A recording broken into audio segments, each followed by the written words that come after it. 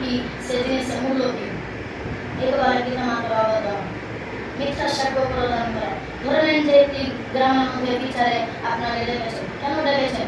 আপনাকে ইমানদার মনে করে তো আপনাকে ডেকেছেন। আপনি সঠিকভাবে বিচারটা করে দিতে পারবেন সেই জন্য তো আপনাকে ডেকেছেন।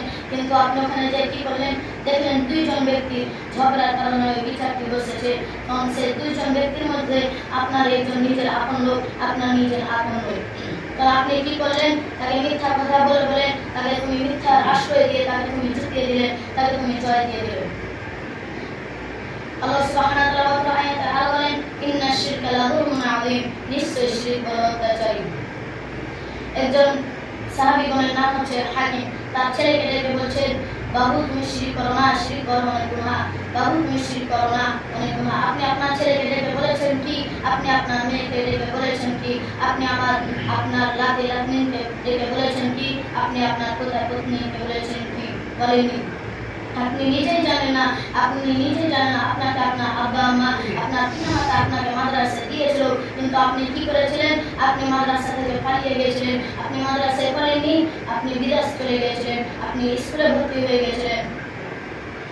তাহলে আমাদেরকে আল্লাহ সুবহানাহু ওয়া তাআলা আরো বলেন, ইন্নাহু মান ইউশরিক বিল্লাহি ফাকাদ হারামাল্লাহু আলাইহিল জান্নাতা ওয়া মাওয়াহুন নার ওয়া মা লিয-যালিমিনা মিন আনসার। আল্লাহ সুবহানাহু ওয়া তাআলা বলেন, নিশ্চয় যে ব্যক্তি আমার সাথে শিরক নিষ্কাশন করবে সে ব্যক্তির জন্য আমি কি করেছি?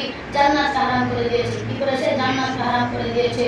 এবং যে ব্যক্তি আমার জন্য সে ব্যক্তির জন্য আমি জাহান্নামকে তৈরি করেছি, সে ব্যক্তির বাসস্থান হচ্ছে জাহান্নাম। আল্লাহ সুবহানাহু ওয়া তাআলা নিজেই বলছেন, ইন্নাহু মান ইউশরিক বিল্লাহি ফাকাদ হারামাল্লাহু আলাইহিল জান্নাতা ওয়া মাওয়াহুন নার ওয়া মা লিয-যালিমিনা মিন আনসার। আল্লাহ সুবহানাহু ওয়া তাআলা নিজেই বলছেন, যে ব্যক্তি আমার সাথে শিরক করবে সে ব্যক্তির জন্য আমি জান্নাতকে হারাম করে দিয়েছি, এবং সে ব্যক্তির থাকার জায়গা হবে, সে ব্যক্তির বাসস্থান হবে জাহান্নাম। আর অত্যাচারীদের সাহায্যকারী থাকবে না। কাদের সাহায্যকারী থাকবে না? যারা আল্লাহ সুবহানাহু ওয়া তাআলার সাথে শিরক করে, যারা পিতামাতার অবাধ্য হয়, যারা মিথ্যা সাক্ষ্য প্রদান করে, তাদের কখনো সাহায্যকারী থাকবে না। আল্লাহ সুবহানাহু ওয়া তাআলা আয়াতে আরো বলেন, ওয়ালাউ আশরাকু লাহাবিতা আনহুম মা কানু ইয়ামালুন। যদি আপনি আল্লাহ সুবহানাহু ওয়া তাআলার সাথে শিরক করেন, তাহলে আপনার আগেকার আমল সব নষ্ট হয়ে যাবে।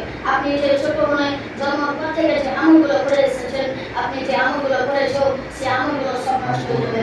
আপনি নামাজ পড়েছেন, সিয়াম করেছেন, যাকাত দিয়েছেন, আরো যত রকমের নেকি আছে, আপনি যত রকমের নেকি করেছেন, আপনি যদি আল্লাহ সুবহানাহু ওয়া তাআলার সাথে শিরক করেন তাহলে সেই সব আমল নষ্ট হয়ে যাবে।